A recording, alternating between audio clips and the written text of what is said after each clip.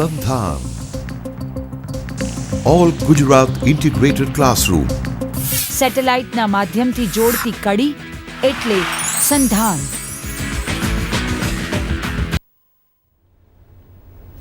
નમસ્કાર વિદ્યાર્થી મિત્રો, good morning.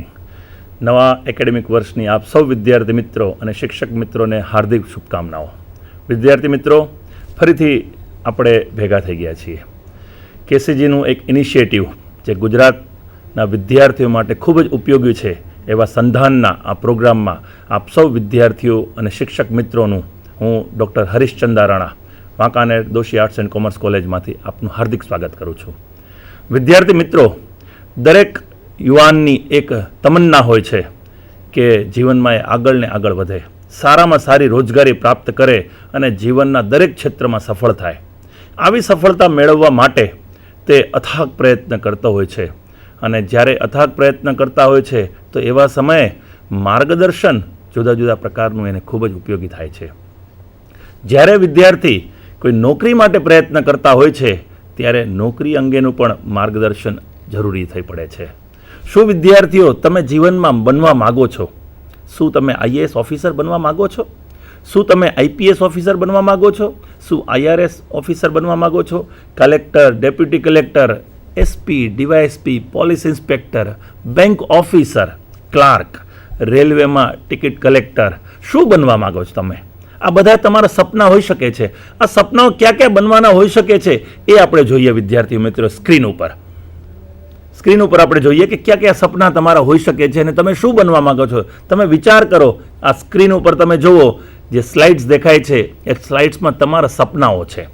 IAS, IPS, IRS, DYSP, deputy collector, મામલતદાર, section officer, police sub inspector, bank clerk અથવા બેંકની અંદર ઓફિસર, પ્રોબેશનરી ઓફિસર. શું તમે પ્રાઇવેટ સેક્રેટરી બનવા માગો છો? શું તમે ક્લાસ 1 ઓફિસર બનવા માગો છો? શું તમે ક્લાસ 2 ઓફિસરની રેન્ક માટે પ્રયત્ન કરો છો? Range forest officer, legal assistant, એલઆઈસીના development officer, assistant development officer, income tax અથવા કસ્ટમ અથવા સીબીઆઈમાં ઇન્સ્પેક્ટર બનવા માગો છો? ક્લાર્ક કે ટાઈપિસ્ટની જિંદગી બનાવવા માગો છો? રેલવેમાં ક્લાર્ક બનવા માગો છો? ટિકિટ કલેક્ટર બનવા માગો છો? સ્ટેશન માસ્ટર બનવા માગો છો? અથવા પ્રોફેસર, આસિસ્ટન્ટ પ્રોફેસર બનવા માગો છો? તો આવો આજે આનું આપણે માર્ગદર્શન લેવાનો પ્રયત્ન કરીએ. વિદ્યાર્થી મિત્રો, આ બધા તમારા સપનાઓ છે. આ સપનાઓને સાકાર કરવા માટે તમારે હમણાંથી પ્રયત્નશીલ થવું પડશે અને આવા બધા સપનાઓને સાકાર કરવા માટે જ સંધાનનો આ પ્રોગ્રામ જીપીએસસી ઈએમપી આપના માટે છે. વિદ્યાર્થી મિત્રો, છેલ્લા 3 વર્ષથી નોકરીઓનો વરસાદ પડી રહ્યો છે અને આ વરસાદની અંદર છત્રી લઈને નીકળી શકાય એવું છે જ નહીં, કારણ કે આમાં ભીંજાવું જ જોઈએ અને ભીંજાઈને સારામાં સારી નોકરી મળે એના માટેના પ્રયત્ન કરવાના છે. કોઈ પણ યુવા વર્ગની એક તમન્ના હોય છે કે ક્લાસ 1 અથવા ક્લાસ 2 ઓફિસર બનીએ. જ્યારે આપણે દેશ લેવલે ક્લાસ 1 અને ક્લાસ 2 ઓફિસરની ચર્ચા કરતા હોઈએ છીએ ત્યારે યુપીએસસી એક નામ આવે છે, યુનિયન પબ્લિક સર્વિસ કમિશન. ભારતની અંદર વહીવટી કક્ષાએ આઈપીએસ અને આઈએએસ ઓફિસર જેવી 25 પ્રકારની ઊંચી રેન્ક માટેની જે જાહેરાત આપે છે અને જેની ભરતી કરવા માટેની એક બોર્ડ છે એ છે યુપીએસસી. પણ ગુજરાત કક્ષાએ જ્યારે વહીવટી કર્મચારીઓ માટે ભરતી કરવાની વાત આવે છે, ક્લાસ 1 અને ક્લાસ 2 ઓફિસરની ભરતી કરવાની વાત આવે છે, જ્યારે વર્ગ 3ની અંદર પણ ભરતી કરવાની વાત આવે છે, પોલીસ ઇન્સ્પેક્ટરની ભરતી કરવાની વાત આવે છે, ડીવાયએસપીની ભરતી કરવાની વાત આવે છે, ત્યારે આપણા ગુજરાતની અંદર જીપીએસસી એ મુખ્ય પરીક્ષા લેનાર સંસ્થા છે. આ જીપીએસસીની અંદર આ પરીક્ષાઓ કઈ રીતે આયોજન કરવામાં આવે છે, કયા કયા પ્રકારના વર્ગની પરીક્ષાઓ અને કઈ પોસ્ટ માટેની પરીક્ષાઓ લેવામાં આવે છે, વર્ગ 1ની અંદર કઈ પ્રકારની પોસ્ટ હોય છે, વર્ગ 2ની અંદર કઈ પ્રકારની પોસ્ટ હોય છે, વર્ગ 3માં અથવા અન્ય કયા પ્રકારની પોસ્ટનો સમાવેશ કરવામાં આવે છે આવી જીપીએસસીના માળખાની અંદર. આવી જે પરીક્ષાઓ છે એ પરીક્ષાની પરીક્ષા પદ્ધતિ શું છે કે વર્ગ 1 અને 2ની અંદર જો નિમણૂક કરવાની હોય તો એવા સંજોગોમાં એની પરીક્ષા કઈ રીતે લેવામાં આવે? વર્ગ 3ની અંદર જો નિમણૂક કરવાની હોય તો એની પરીક્ષા કઈ રીતે લેવામાં આવે છે, એની લેખિત પરીક્ષામાં કયા પેપર હોય છે, તેની મૌખિક ઇન્ટરવ્યૂ કઈ રીતે લેવામાં આવે છે, આ લેખિત પરીક્ષાના પેપરનો અભ્યાસક્રમ શું હોઈ શકે છે, એવી બધી જ બાબતો અને છેલ્લે શું આ તૈયારી કેવી રીતે કરવી જોઈએ એની એક સામાન્ય એવી ટિપ્સ જેના દ્વારા તમે ઝડપથી આગળ વધી શકશો. આવી બધી જ માહિતીઓનો સમાવેશ આવતા 50 મિનિટની અંદર તમારી સામે થઈ રહ્યો છે. તો વિદ્યાર્થી મિત્રો અને શિક્ષક મિત્રો તૈયાર થઈ જઈએ આપણે જીપીએસસીની પરીક્ષાના સ્ટ્રક્ચર અથવા માળખા વિશેની માહિતી માટે. ફરીથી આપણે સ્ક્રીન ઉપર જોઈએ વિદ્યાર્થી મિત્રો. વર્ગ 1 સૌથી પહેલું સપનું જે વિદ્યાર્થીનું હોય છે, યુવા વર્ગનું હોય છે, એ ક્લાસ 1 ઓફિસર બનવા માટેનું. જીપીએસસી છે એ જીપીએસસીમાં ક્લાસ 1 ઓફિસર બનવા માટેની આ પોસ્ટ હોઈ શકે છે અથવા આના માટે નિમણૂક થાય છે. ગુજરાત વહીવટી સેવા એટલે કે ગુજરાત એડમિનિસ્ટ્રેટિવ સર્વિસની જે પણ જગ્યાઓ છે એ વર્ગ 1ની જગ્યામાં આવે છે. પછી નાયબ પોલીસ અધિક્ષક છે, સહકારી મંડળીઓના જિલ્લા રજિસ્ટ્રાર, આબકારી અને નશાબંધીના સુપ્રિન્ટેન્ડન્ટ, આ બધા જ વર્ગ 1ની અંદર કર્મચારીઓ હતા અથવા વર્ગ એની પોસ્ટ હતી 1ની. હવે વર્ગ 2 ઉપર જઈએ વિદ્યાર્થી મિત્રો. ક્લાસ 2 ઓફિસર માટે તો મામલતદાર બનવાનું કોને ન ગમે, તો ક્લાસ 2 ઓફિસર તરીકેની બેસ્ટ પોસ્ટ જો હોય છે તો તે મામલતદારની. પછી વેચાણવેરા અધિકારી બનીએ તો પણ એ ક્લાસ 2 ઓફિસર છે. તાલુકા વિકાસ અધિકારી TDO, સરકારી લેબર ઓફિસર, સહકારી મંડળીઓના મદદનીશ રજિસ્ટ્રાર, સેક્શન ઓફિસર, લેન્ડ રેકોર્ડના જિલ્લા ઇન્સ્પેક્ટર, એક્સાઇઝ અને નશાબંધીના સુપ્રિન્ટેન્ડન્ટ, આ બધી જ પોસ્ટ વિદ્યાર્થી મિત્રો ક્લાસ 2 ઓફિસર માટેની હતી. એટલે કે ક્લાસ 1 અને ક્લાસ 2. પણ આ ઉપરાંત જીપીએસસીમાં ક્લાસ 3 માટે અને અન્ય પ્રકારની પરીક્ષાઓ પણ આયોજિત કરવામાં આવે છે, જેમાં નાયબ મામલતદાર, આ નાયબ મામલતદારની પરીક્ષા હજી હમણાં જ પૂર્ણ થઈ હતી અને એની પોસ્ટિંગ પણ હજી થોડાક દિવસ પહેલાં જ કરવામાં આવેલી છે. ડેપ્યુટી સેક્શન ઓફિસર, વાણિજ્યિક વેરા નિરીક્ષક, PSI, police constable, intelligence officer, junior કારકુન અને ટાઈપિસ્ટ, હિસાબનીશ, સિનિયર ક્લાર્ક, આ બધી જ જગ્યાઓ એ ક્લાસ 1, ક્લાસ 2 અને ક્લાસ 3 ઓફિસર માટેની છે. તો વિદ્યાર્થી મિત્રો જીપીએસસીની જે એક્ઝામ હોય છે, આ જીપીએસસીની એક્ઝામની અંદર ફરીથી આપણે સમજી લઈએ કે આમાં ક્લાસ 1 માટેની એક્ઝામ હોય છે, ક્લાસ 2 માટેની એક્ઝામ હોય છે અને ક્લાસ 3 માટેની પણ એક્ઝામ કરવામાં આવશે. ક્લાસ 1 અને ક્લાસ 2 માટે એનું પરીક્ષાનું માળખું જુદું હોય છે અને જ્યારે ક્લાસ 3 માટેનું પરીક્ષાનું માળખું જુદું હોય છે. પરીક્ષાના માળખામાં સૌથી પહેલાં જોઈએ તો પોસ્ટ પ્રમાણે લાયકાત હોય છે. અહીંયા આપણે જો ક્લાસ 1 અને ક્લાસ 2 ઓફિસર માટેની જગ્યા જોઈએ તો એના માટેની લાયકાત સ્નાતક હોવી જોઈએ. પણ જો ક્લાર્ક ગ્રેડની હોય તો એવા સમયમાં એની લાયકાતમાં ફેરફાર થઈ શકતો હોય છે. વયમર્યાદા 21 થી 28 વર્ષ ગણવામાં આવતી હોય છે, પણ ઘણીવાર જે ક્લાસ 1, ક્લાસ 2 ઓફિસર છે એમાં 30 વર્ષની મર્યાદા એક્સટેન્ડ કરવામાં આવેલી છે. ગુજરાતના SC, ST, OBC ના ઉમેદવારો માટે 5 વર્ષનું રિલેક્સેશન આ વય મર્યાદાની અંદર કરવામાં આવે છે. એટલે કે 28ના બદલે 33 વર્ષ સુધીની વય મર્યાદા ગુજરાતના જે રેસિડેન્શિયલ SC, ST, OBC ના ઉમેદવારો છે એના માટે. જે મહિલાઓ છે એના માટે પણ 5 વર્ષનું રિલેક્સેશન છે અને ફિઝિકલી હેન્ડીકેપ હોય તો એવા સમયમાં એને 10 વર્ષનું રિલેક્સેશન આપવામાં આવે છે, પણ વધુમાં વધુ એ 45 વર્ષ સુધીની છૂટછાટ લઈ શકે છે.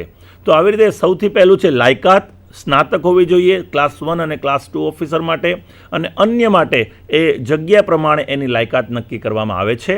વયમર્યાદા 21 થી 28 વર્ષ હોય છે અને એ વયમર્યાદામાં છૂટછાટ એ SC, ST, OBC, મહિલા અને ફિઝિકલ હેન્ડીકેપ માટે જુદા જુદા ધોરણો હોય છે. પરીક્ષાના માળખામાં જે આગળ જઈએ તો સામાન્ય રીતે ક્લાસ 1 અને ક્લાસ 2 ઓફિસરની પરીક્ષાઓ 3 તબક્કાની અંદર લેવામાં આવતી હોય છે. પ્રથમ તબક્કો હોય છે પ્રિલિમિનરી પરીક્ષા, એટલે કે જેને આપણે પ્રાથમિક પરીક્ષા કહી શકીએ છીએ. બીજી પરીક્ષા, પ્રાથમિક પરીક્ષામાં ઉત્તીર્ણ થયા પછી બીજી પરીક્ષા આવે છે મુખ્ય પરીક્ષા, જેને મેઇન એક્ઝામ કહેવામાં આવે છે.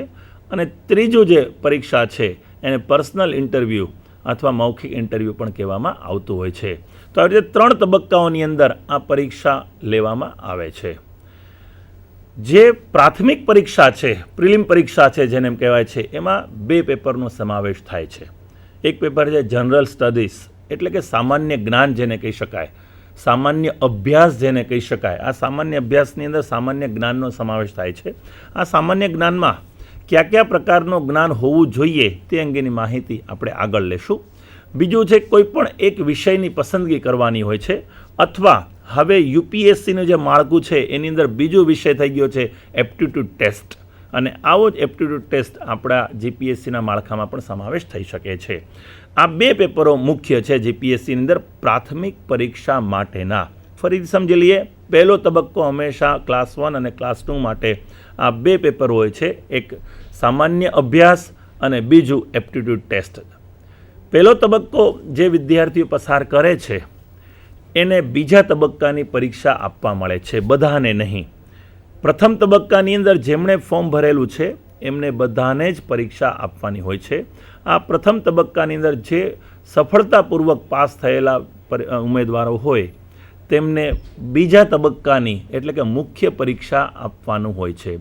આ મુખ્ય પરીક્ષાની અંદર 3 કમ્પલસરી પેપર એટલે કે ગુજરાતી, ઇંગ્લિશ અને ફરીથીને જનરલ સ્ટડીઝ, આ બે વિષય એટલે કે બે ભાષા છે, ગુજરાતી ભાષા અને અંગ્રેજી ભાષા, અને ત્રીજું સામાન્ય જ્ઞાનનો સમાવેશ કરવામાં આવે છે.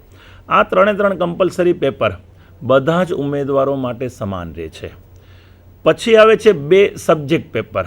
ઉમેદવાર પોતાના વિષય પ્રમાણે, આર્ટ્સનો વિદ્યાર્થી હોય તો આર્ટ્સના વિષય લઈ શકે છે, સાયન્સનો વિદ્યાર્થી હોય તો સાયન્સના વિષય લઈ શકે છે, કોમર્સનો વિદ્યાર્થી હોય તો કોમર્સના વિષય લઈ શકે છે, એન્જિનિયરિંગનો વિદ્યાર્થી હોય તો એન્જિનિયરિંગના વિષય લઈ શકે છે, MBBSનો વિદ્યાર્થી હોય તો એના વિષય લઈ શકે છે.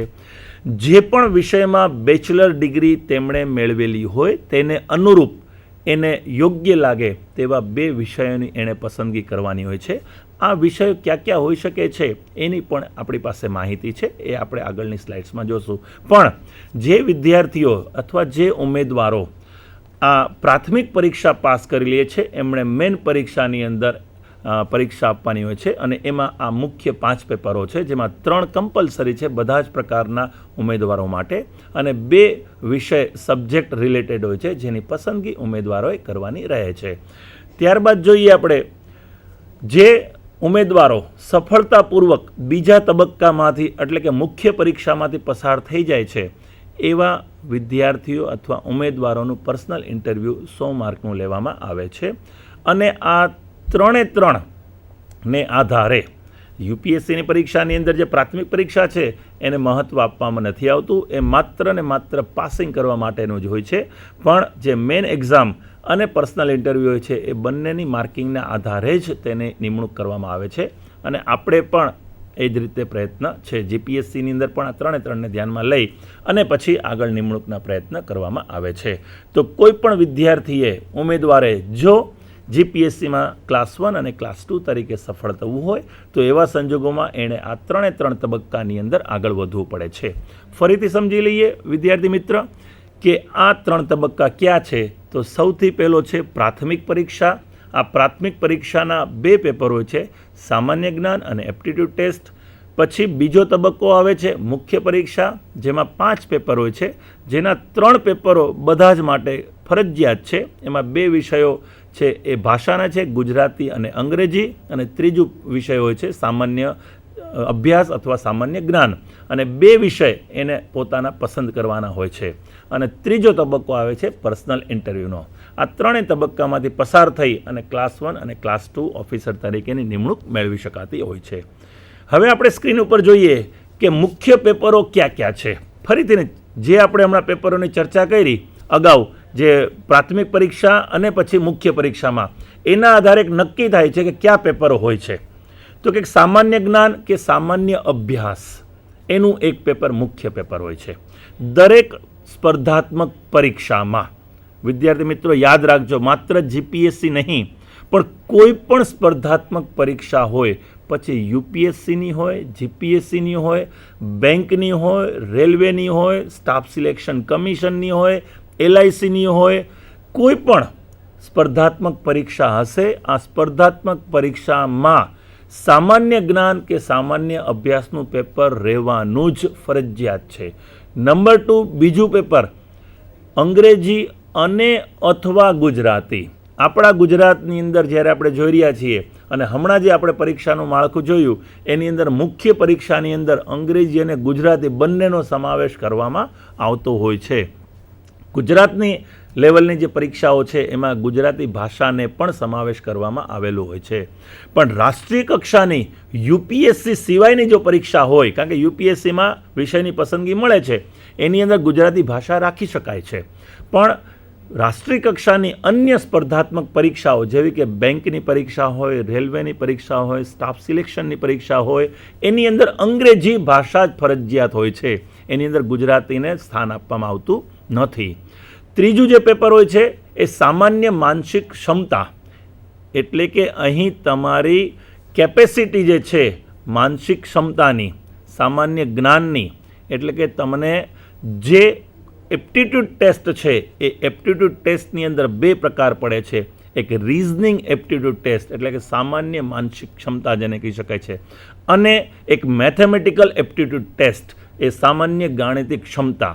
એટલે કે જે એપ્ટિટ્યૂડ ટેસ્ટ છે એની અંદર ગણિત ઉપરનું પણ એક સામાન્ય જ્ઞાન માગી લે છે અને એ ઉપરાંત રિઝનિંગ વિશેનું પણ સામાન્ય જ્ઞાન માગી લેવામાં આવે છે.